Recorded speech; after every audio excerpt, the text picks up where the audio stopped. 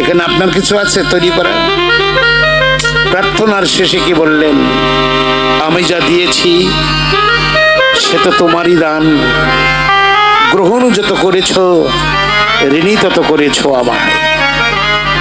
আমি যা দিচ্ছি সবই তোমার সৃষ্টি থেকে দিয়েছি, তুমি যত গ্রহণ করেছ ততবার যেন আমি ঋণ হয়ে গেছি। প্রণাম নিবেদন করে ভক্তরা এই কথা বলে।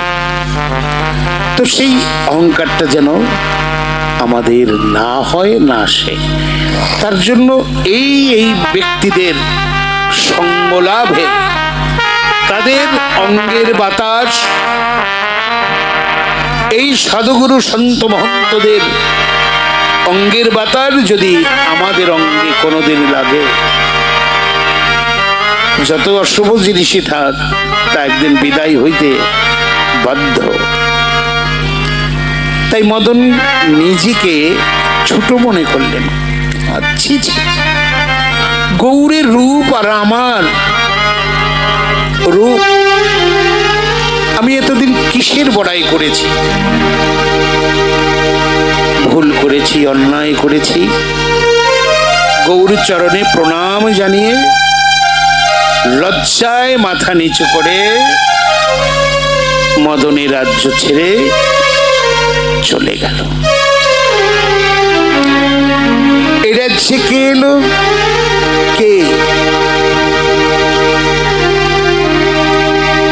আমার বৈষ্ণব কবি এই কেটা দেখলেন, কে এলো তিনি দেখলেন, কে এই কেটা দেখলেন, বললেন আমাদের কাছে, এলো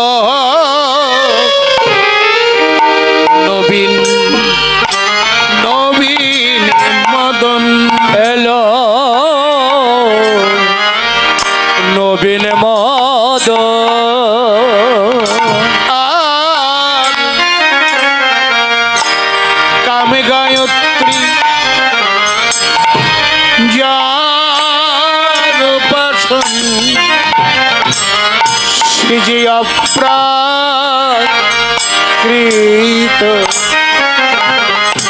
নবীন মদন।